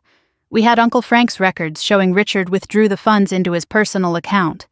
We had Richard's Christmas card admitting his intent to hide the money from me. We had a timeline correlating the trust fund depletion with Emily's failed businesses. David tapped his pen against the stack of papers. We present the fraud evidence first. It's airtight. The trust fund evidence supports a pattern of financial abuse going back over a decade. By the time we're done, the judge will see this isn't a family misunderstanding. It's a systematic scheme. Looking at it all laid out, the scope was staggering. My family hadn't just stolen from me once. They'd built a system for stealing from me, and they would have continued indefinitely if I hadn't caught them. David shifted to witness preparation. I would testify. So would Detective Morrison and Janet from the bank. David played devil's advocate, firing questions at me the way Karen and Emily's lawyers would tomorrow. "Isn't it true you had a contentious relationship with your stepmother?" I kept my voice even. "Karen made our relationship difficult. I tried for 23 years to be part of that family." "Isn't it possible you verbally agreed to help your sister and simply forgot?" "No. Emily never asked me to co-sign anything. I would remember a $21,000 commitment. Why would your own family steal from you? What's their motive?" "Money. Emily's businesses failed repeatedly. The trust fund my mother left me was used to fund those failures without my knowledge or consent." "You're a financial analyst. Wouldn't you have noticed sooner if this were really fraud?" "The fraud was designed to avoid detection. They used a fake email address, forged my signature, and had credit cards sent to my father's house, not mine." "Isn't this really about the inheritance you feel entitled to?" "It's about the inheritance my mother legally left me that was stolen. It's about identity theft and forgery. The evidence speaks for itself." David nodded after each answer, making notes. "Good. Stay factual. Don't get emotional. Don't speculate on their motives beyond what the evidence shows." He leaned forward. They want you angry. Angry looks unstable. They want you crying. Crying looks manipulative to some judges. Be calm, be clear, be consistent. You're not on trial. They are. Remember that. He walked me through what Karen and Emily's lawyers would likely argue. Their narrative would paint me as a bitter woman who resented her stepfamily from the beginning. They would claim I verbally agreed to help Emily, then weaponized the legal system for revenge when I was excluded from Christmas dinner. They would frame Karen as a devoted mother who only wanted to help her daughter. They would describe Emily as a young woman whose vindictive stepsister was trying to destroy her life over money. They might call character witnesses. Karen's sister Deborah, probably, testifying about Karen's good character. Richard might be called to support the family permission claim. Emily's friends might describe me as cold and distant. Character witnesses don't explain away camera footage, David said. Richard's testimony is compromised because he's implicated in the trust fund theft, and the forensic evidence is objective. It doesn't care who's more sympathetic. That night I drove home through Charlotte streets I'd known my whole life. The city looked different somehow, sharper and more real. Tomorrow everything would change. I tried to eat dinner but managed only half a sandwich. Tried to watch television but couldn't focus on the screen. Tried to sleep but lay awake staring at the shadows on my ceiling. I got up and laid out my clothes for tomorrow. A navy blue dress, professional but not severe. Black heels, low and practical. And the pearl necklace. I would wear it outside my collar this time. Visible, deliberate, a message to everyone in that courtroom about whose daughter I was and whose legacy I was protecting. Around 11, doubt crept in. I sat on the edge of my bed, phone in hand, fighting the urge to call Richard, to call the whole thing off, to restore peace, accept my losses, go back to being invisible. The old Olivia, the peacekeeper, the forgiver, whispered in my ear, "Is this worth it? Is destroying your family worth $75,000? Is justice worth being alone?" I looked at my reflection in the dark window. Thought about my mother in those final months, pale and thin, pressing the pearl necklace into my hands. Your name is the only thing you truly own. They took my money. They took my credit. They took my seat at their table. They would not take my name. My phone buzzed. A text from Aunt Margaret. "Can't sleep either. Call if you need to talk," I called. Her voice was warm and steady in my ear. "How are you holding up?" "Terrified," I admitted. "What if they win?" "They won't win. The truth is on your side." "The truth doesn't always win, Aunt Margaret." A pause. Then, "No. But this time it will, because you're fighting for it." Uncle Frank got on the line. His voice was gruff but gentle. "Olivia, your mother was the bravest woman I ever knew. When she got her diagnosis, she didn't cry. She planned. She made sure you'd be protected. Karen and Richard stole that protection. Tomorrow you take it back." He paused. "Your mom is watching, and she's proud." My eyes burned, but I didn't cry. I let their voices anchor me in the dark. "Thank you, both of you." "We'll be there tomorrow," Margaret said. "Front row, you won't be alone." Morning came gray and cold. I woke before my alarm, showered, made coffee I barely tasted. I dressed slowly, each piece of clothing feeling like armor. The navy dress, the practical heels, the pearl necklace last, cool against my skin. I looked in the mirror, 35 years old. Survivor of a family that had tried to use me up. About to walk into a courtroom and demand accountability from people who never thought I'd fight back. The softness that used to live in my eyes was gone. Something harder had taken its place. Not cruel, just clear. My phone buzzed with texts. "David, heading to the courthouse, see you at 8:30, you've got this." Margaret, "On our way, love you, sweetheart." And then one more, from a blocked number that had somehow gotten through. "Emily, I hope you're happy destroying your own sister's life. See you in court, Olivia." I screenshot the message and forwarded it to David, then deleted it without responding. Emily's words couldn't hurt me anymore. Only the truth mattered now. 8:45. The Mecklenburg County Courthouse loomed ahead of me. all stone columns and institutional gravity. I walked up the steps, each one feeling like a commitment. Inside, the lobby echoed with footsteps and murmured conversations. David waited near the entrance, briefcase in hand, calm and ready. Aunt Margaret and Uncle Frank stood by the windows, rising when they saw me. And across the marble floor, near the elevators, I saw them. Karen, Emily, Richard. Flanked by 2 lawyers in expensive suits.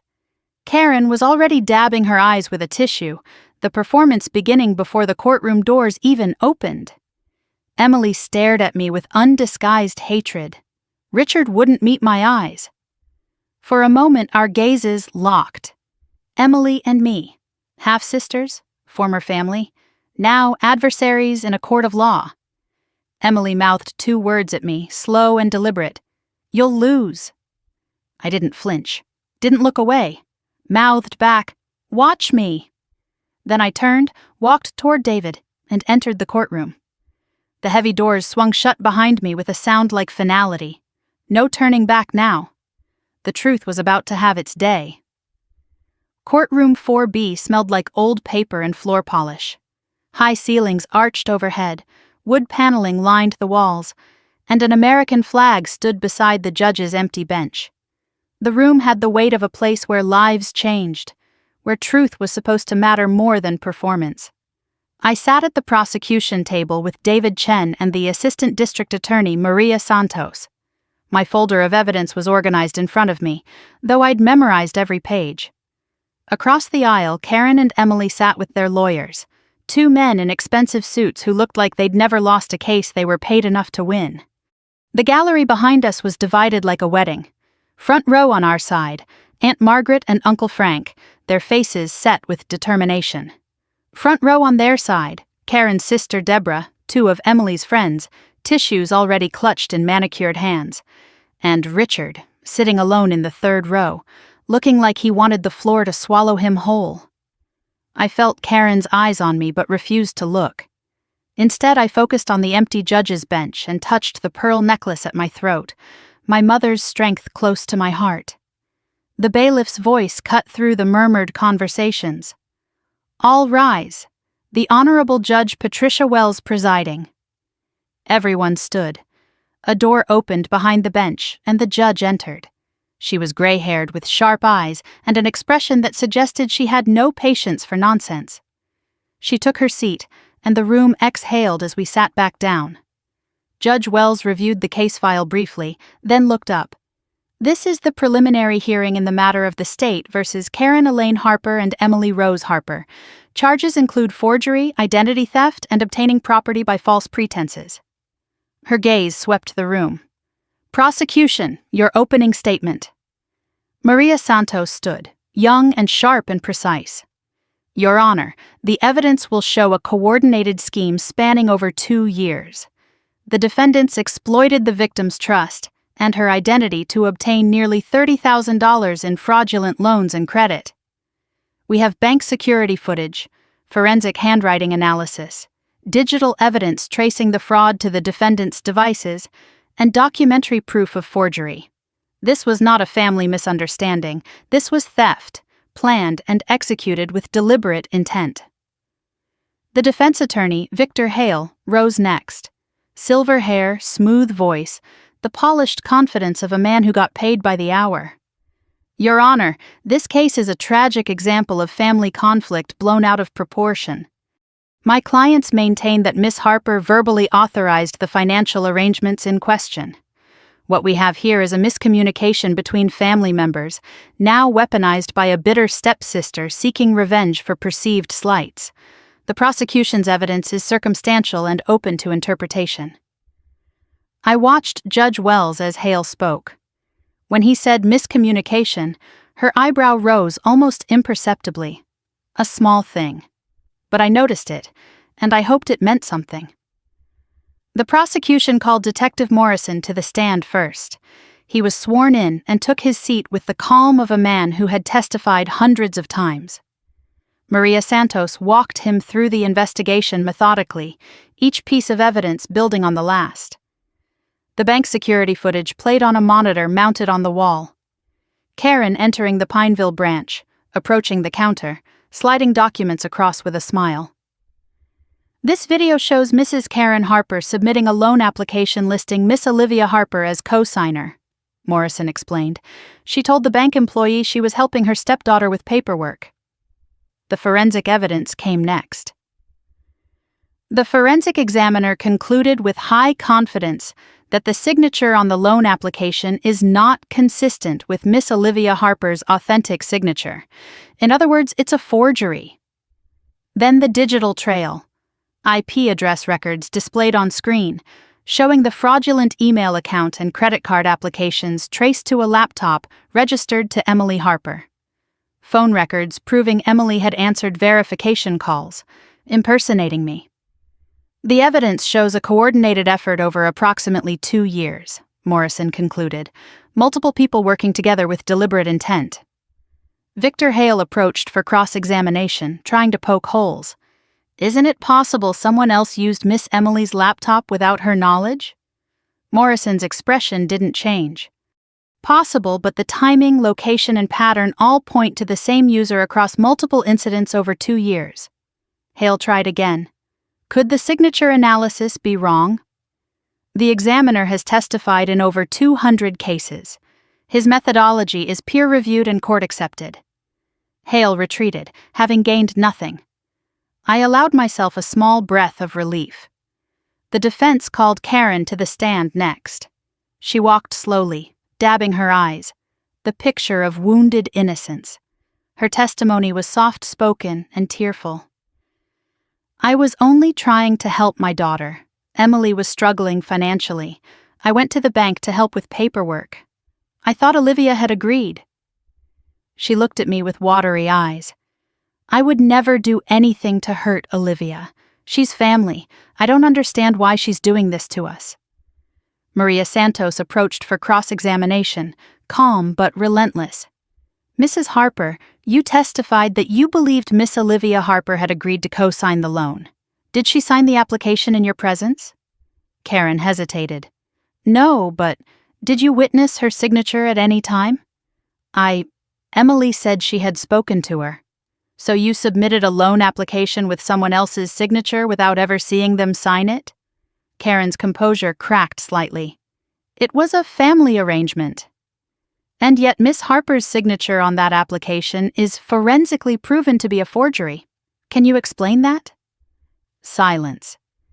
Karen looked at her lawyer, desperate for help that couldn't come. I don't know how that happened. I watched the words land in the quiet courtroom. She didn't deny it. She just claimed not to know. It was almost an admission.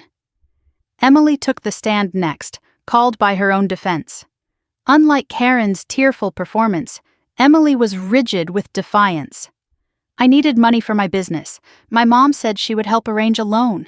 I thought Olivia had agreed. That's what Mom told me. I didn't know anything about forged signatures. She glared at me across the room. I'm a victim here too. My own sister is trying to send me to prison. Maria Santos held up a document. Miss Harper, I'm showing you Exhibit 14. An email sent from the account olivia.harper.financial@gmail to South Trust Financial, confirming the loan application. This email was sent from your laptop. Can you explain that? Emily's jaw tightened. Someone must have used my computer. Who? Your mother, whom you live with? I don't know. Maybe. And the credit card verification call answered from your personal cell phone? Was that also someone else? Emily's eyes darted to her lawyer. I don't remember that. You don't remember answering a call and pretending to be your sister? Victor Hale stood. Objection! Counsel is badgering the witness. Judge Wells didn't blink. Overruled. The witness will answer. Emily's face reddened. I thought I was helping. Olivia would have said yes if we'd asked. The courtroom stilled. She'd just admitted to answering the verification call. I thought I was helping is not a defense to identity theft. I could feel the shift in the room, the weight of her own words settling over everything. When I took the stand, I kept David's coaching in my mind. Stay calm, stay factual, be consistent. Maria Santos guided me through the timeline. Did you ever authorize anyone to sign your name on a loan application? No, never. Did you ever agree to co-sign any loan for your sister Emily? No, she never asked me. Did you know about the credit cards opened in your name? Not until Christmas Day when I received a credit alert. How did discovering this fraud affect you? I paused, breathing steadily. My credit score dropped over 100 points. My plans to buy a home were destroyed. My professional reputation as a financial analyst was put at risk. I looked at the judge. But beyond that, I discovered that people I thought were family had been stealing from me for years. They took my mother's inheritance. They took my identity. And when I showed up at Christmas hoping to be included, they kicked me out. They didn't see me as family. They saw me as a source of funds. Victor Hale's cross-examination was brief. Isn't this lawsuit really about resentment over your father's remarriage? No, it's about forgery, identity theft, and $75,000. He had nowhere else to go. He sat down. After a brief recess, Judge Wells addressed the room directly. I've heard the evidence. I've heard the testimony. Before we proceed to closing arguments, I want to address something. Her gaze settled on the defense table. Counsel has repeatedly characterized this as a family matter and a miscommunication. I want to be clear, forgery is not a family matter. Identity theft is not a miscommunication. The evidence presented shows a pattern of deliberate fraud documented through forensic analysis, digital records, and bank footage. The defense's suggestion that Miss Olivia Harper verbally authorized actions she clearly did not authorize is not supported by any credible evidence. Karen's face went pale. Emily stared at the table. Victor Hale looked like a man calculating how to bill for a lost cause. I didn't smile, didn't react outwardly. But inside something loosened. The judge saw the truth. The judge was saying it out loud. Closing arguments will be heard now, Judge Wells continued. Given the strength of the evidence, I see no reason to delay my ruling. The arguments were brief. Prosecution, systematic fraud, clear evidence, accountability required. Defense, family conflict, harsh punishment, plea for leniency. Then Judge Wells reviewed her notes while the courtroom held its breath. Karen clutched her tissue like a lifeline. Emily stared straight ahead. Richard in the gallery looked broken. I touched my pearl necklace. Whatever happened next, I had told the truth. I had fought for my name. My mother would be proud. Judge Wells looked up. I'm prepared to render my decision. She paused, her eyes on Karen and Emily. Will the defendants please rise? The courtroom fell silent as Karen and Emily rose to their feet. Their lawyers stood beside them, papers clutched in hands that had run out of motions to file. I sat frozen at the prosecution table, my heart pounding so loud I was certain everyone could hear it. The clock on the wall ticked in the silence, each second stretching into eternity. This was it. 23 years of being dismissed, overlooked, stolen from. It all came down to what Judge Wells would say next. I touched the pearl necklace at my throat and thought of my mother. Whatever happened now, I had told the truth. I had fought. I hadn't folded the way they expected me to. Behind me, I felt Aunt Margaret lean forward and briefly touch my shoulder. Uncle Frank sat rigid beside her. Across the aisle, Karen's shredded tissue trembled in her hands. Emily stood with forced defiance, but her hands were shaking. Richard slumped in the third row, staring at the floor, unable to watch. Judge Wells looked at Karen first. Mrs. Karen Elaine Harper. Karen's breath caught audibly in the quiet room. The judge's voice was measured and clear. You have been charged with forgery in the first degree, identity theft, and obtaining property by false pretenses. The evidence presented in this case is overwhelming. Bank footage places you at the scene of the crime, personally submitting a fraudulent loan application. Forensic analysis confirms the signature was forged. Your own testimony failed to provide any credible explanation for how your stepdaughter's forged signature ended up on documents you submitted.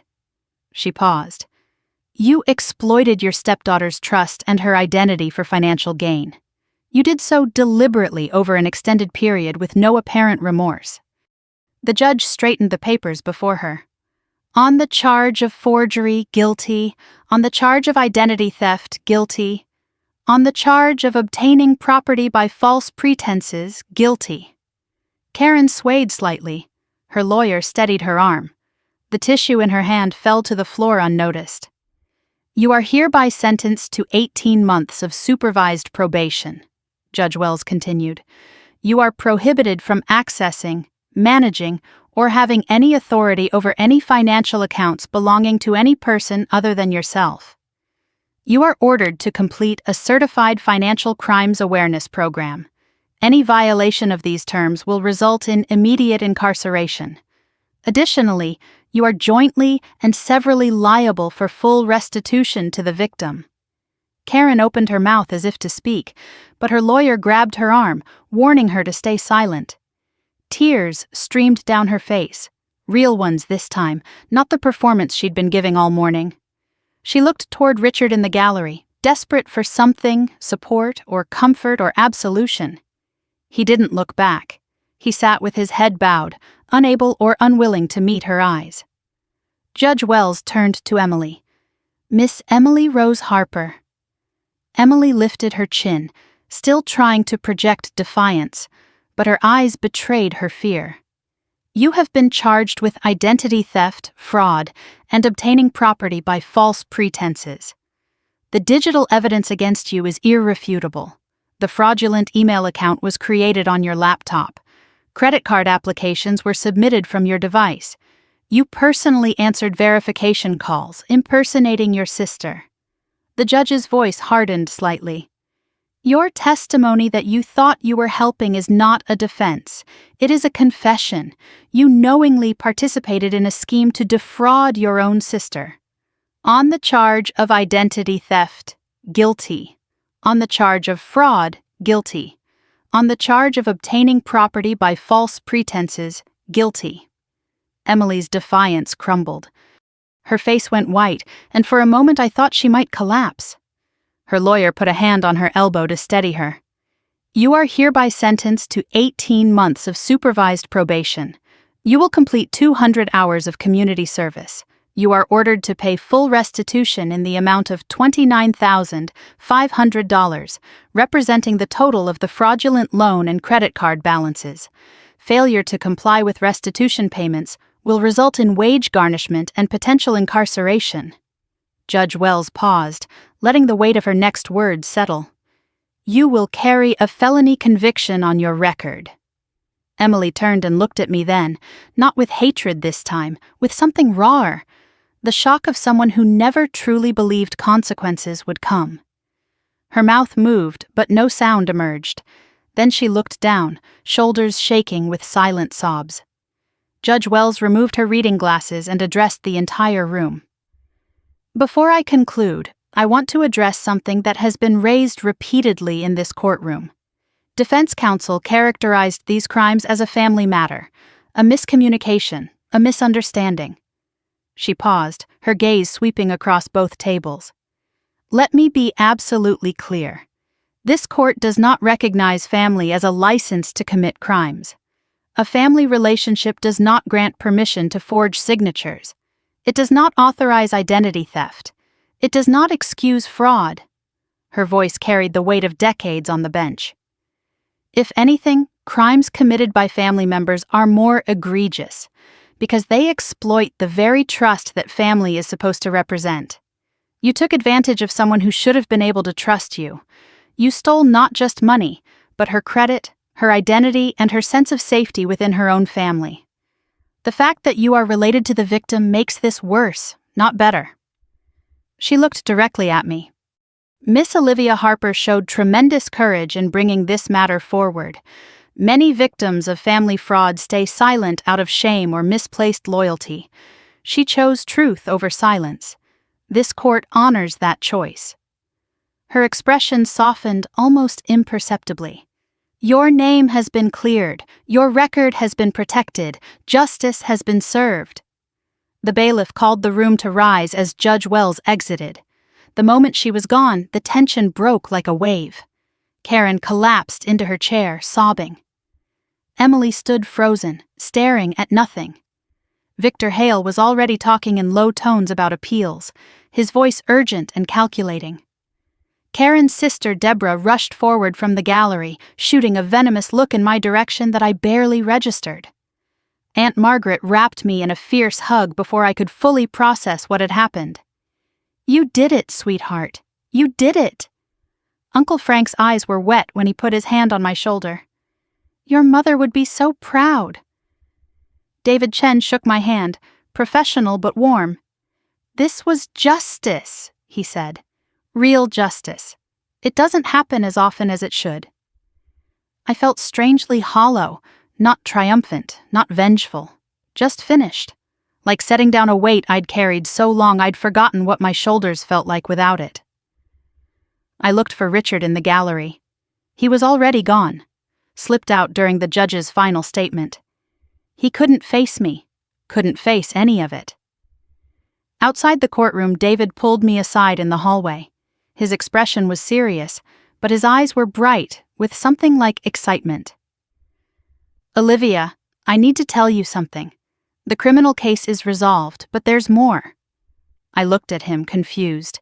He continued, "With the evidence we presented today and these guilty verdicts, we have everything we need to move forward with the civil case for your mother's trust fund." My breath caught. "Richard's Christmas card is an admission of intent," David explained.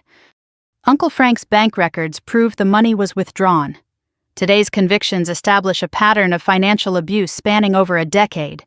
We can file suit against Richard for breach of fiduciary duty. The $45,000 your mother left you, we can get it back, plus interest, plus damages, plus legal fees." He smiled. "With interest over 10 years, we're looking at recovering potentially $60,000 to $70,000.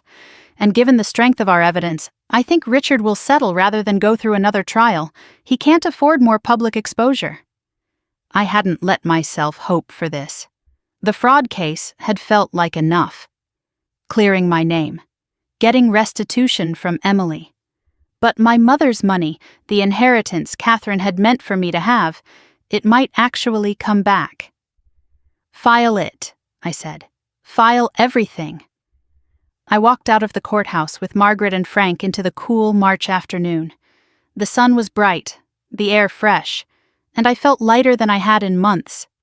Then I saw him, Richard, standing by his car in the parking lot, not with Karen and Emily, who were somewhere inside being processed and signing paperwork, alone, waiting. When he saw me, he took a step forward. Margaret and Frank moved to flank me protectively.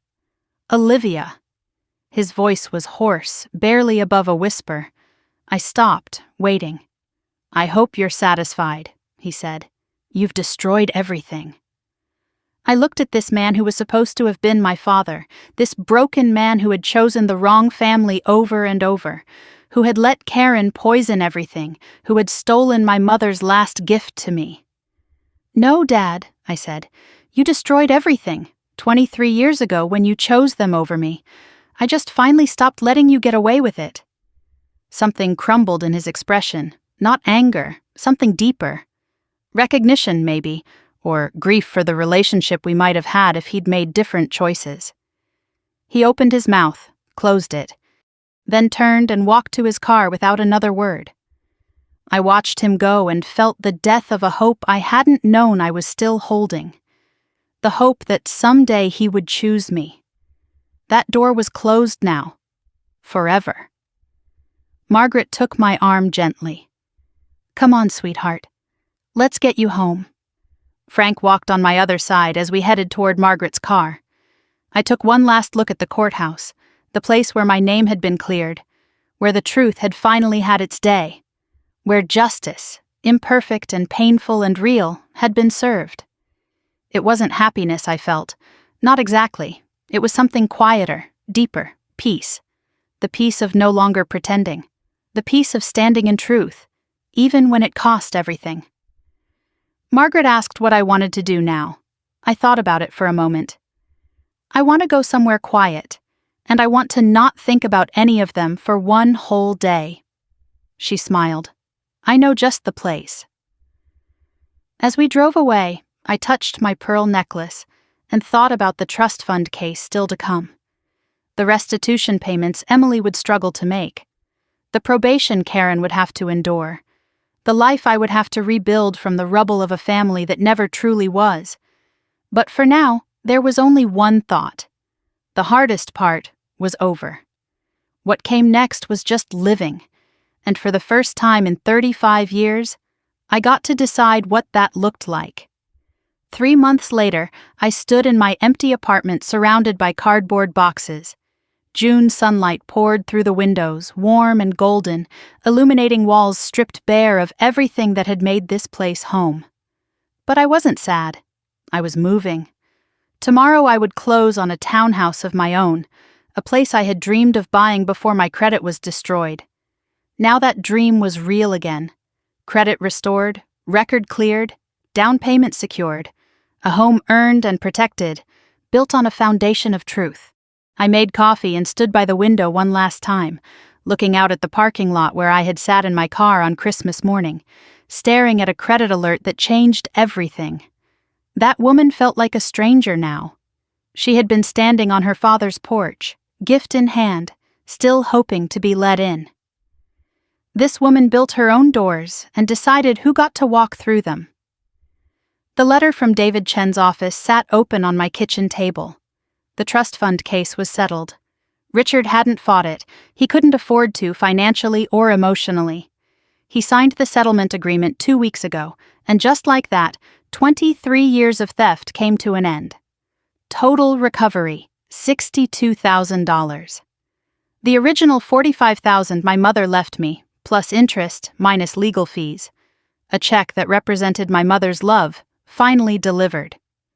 That money would go toward the townhouse. My mother's gift, 2 decades late, would become the foundation of my new home. Catherine had wanted to give her daughter security. Now I finally had it.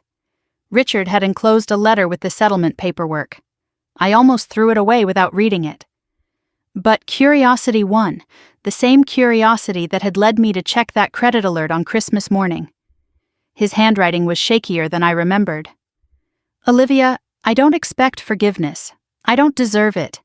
I failed you in ways I'm only now beginning to understand. Your mother would be ashamed of me. I'm ashamed of me. I hope someday you find peace. I don't think I ever will. No request to reconcile, no excuses, just acknowledgement. I read it once, then set it aside. I didn't feel anger anymore. I didn't feel love either, just a distant sadness for a man who lost everything by trying to keep everyone happy and ended up keeping no one. Through Aunt Margaret, I learned what happened to the rest of them. Karen was living with her sister Deborah now. Richard had asked her to move out a month after the verdict. Their marriage didn't survive the exposure of what she'd done. She attended mandatory financial counseling every week and wore an ankle monitor for probation check-ins. Deborah's Facebook posts had gone quiet. Hard to play the victim when there's a court record proving otherwise. Emily sold her car to start making restitution payments. She was working 2 jobs, retail during the day and a restaurant at night. The warehouse supervisor position she'd been bragging about disappeared when the background check flagged her felony conviction. She was 28 years old with a criminal record and $29,000 in debt. Margaret heard she was seeing a therapist, working through things she'd never been forced to face before. Whether it was helping, no one knew. Richard rattled around alone in the house on Maple Ridge Drive. The house that was supposed to be full of family now held only him and his regrets. He didn't contest the divorce Karen filed. He didn't fight for anything. A man who spent his whole life avoiding conflict was now surrounded by the wreckage of everything he'd refused to confront. I didn't feel joy at their suffering. I didn't feel guilt either. They made their choices. Choices have consequences. My only job now was to live my own life well. My phone buzzed with a text from Aunt Margaret. "Brunch Sunday? Frank's still in town? We want to celebrate your new place." I smiled and typed back, "I'll bring the champagne." Sunday brunches with Margaret had become tradition over the past 3 months. Uncle Frank had extended his trip twice, reluctant to leave. He was talking about relocating to Charlotte, moving closer to the family he should have been closer to all along. Catherine's side of the family, once cut off by Karen's manipulations, was reassembling around me. Cousins I barely remembered had reached out. A second cousin named Laura drove down from Virginia last month just to meet me. "Your mom was my favorite aunt," she said over coffee. "You look just like her." I had cried then, not from sadness but from the strange joy of being seen, of being connected to something larger than the family that had tried to erase me. I picked up the framed photo of my mother, wrapped it carefully in tissue paper, and placed it in the box marked, "Living Room Important."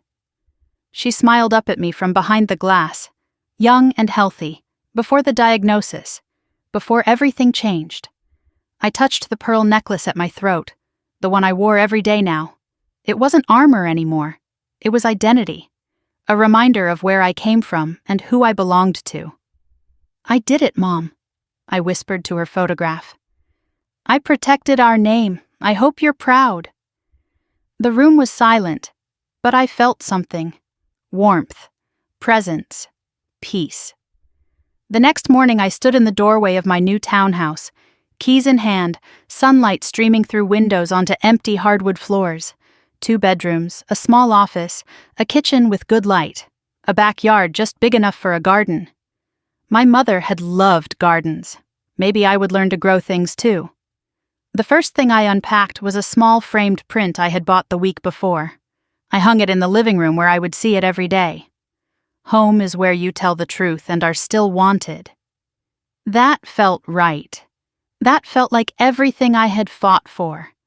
Standing in my own space, bought with my own money and my mother's recovered gift, I felt something I hadn't felt in years, maybe ever. No one else's name was on the deed. No one else's expectations hung on the walls. Just me. Finally home. That evening I sat on the floor of my empty living room, takeout beside me, back against the wall. No furniture yet, just me and the quiet and the satisfaction of something earned. I looked at my phone, at the empty spaces in my contacts where Karen and Emily and Richard used to be. Some people will ask why I didn't just forgive them. Why I had to make it legal, public, permanent. They'll say family should stick together. They'll say I should have been the bigger person. But being the bigger person doesn't mean being the smaller target. Family should stick together. But first, they should stop stabbing each other. I gave them 23 years of chances. What I took back was my name, my money, and my right to exist without being used. I don't hate them. Hate would mean they still have power over me. What I feel is simpler and harder. I feel free. They called me ungrateful for wanting what was mine. They called me cruel for telling the truth. They called me selfish for having boundaries. But I learned something that Christmas when my father closed the door in my face. The people who punish you for protecting yourself were never your people. And the people who are your people, they're not behind you waiting for you to fail. They're beside you, or they're still out there, waiting to be found. I found mine. I hope you find yours too. If this story found you tonight, if you've ever been the one kicked out of the room for existing, if you've ever had your kindness mistaken for weakness or your patience mistaken for permission, if you've ever wondered whether you're crazy for wanting to be treated like you matter, you're not crazy, you're not alone, and you're not wrong for wanting more. I'd love to hear your story, the one you've never told, the one that's still burning inside you. Leave a comment below. Share this with someone who needs to hear that fighting back is possible. And if you want more stories like this, real stories, hard stories, stories where the truth finally wins, hit that subscribe button and stay with us. Because sometimes the only family you need is the one that finds you in the comments. You're not alone at the table. You are the table.